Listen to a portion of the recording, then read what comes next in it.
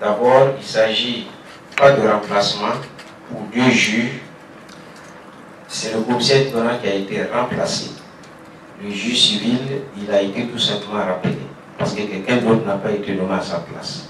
Alors, les raisons, je commence par le juge civil qui avait été nommé juge délégué.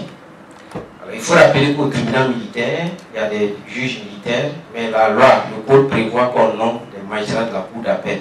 C'est eux qui sont nommés pour 1 an, parce qu'on a lu dans la presse que certains ont dit qu'il est nommé pour 1 an, il doit terminer son dossier, on ne devait pas le remplacer. Première chose, aucun juge n'est nommé pour terminer un dossier, parce qu'on ne sait jamais quand est-ce qu'un dossier va finir. Deuxième chose, c'est que ce juge n'est pas nommé pour 1 an. Ceux qui sont nommés pour 1 an, c'est ceux qui vont dans la voie ordinaire. Or, il se trouve que le code militaire prévoit que pour appuyer le tribunal militaire, il peut y être nommé un juge délégué à l'instruction. Et donc, le juge civil, sur demande du tribunal militaire, avait été nommé juge délégué pour les appuyer. Au jour d'aujourd'hui, le tribunal militaire estime qu'au regard de l'avancement du dossier, les seuls juges militaires peuvent continuer à gérer les dossiers. Donc, on a tout simplement mis fin à sa fonction, d'autant plus qu'il a quitté la cour d'appel et que ça a créé un vide là-bas. Donc, il n'a pas été remplacé.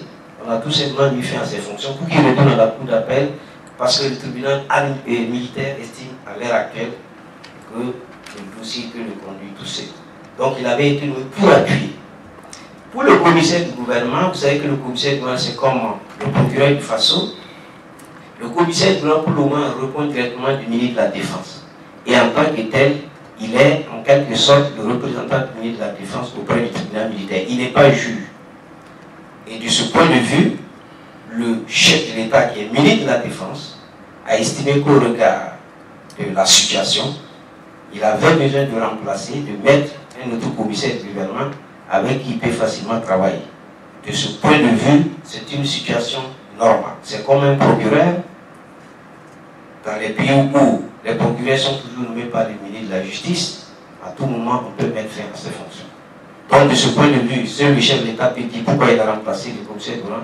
Mais pour les juges civils, où effectivement, il avait été nommé avec l'accord du ministre de la Justice, à partir du moment où on nous dit que sa présence n'est plus nécessaire, alors que nous avons besoin de lui à la cour d'appel, on a mis fin à ses fonctions.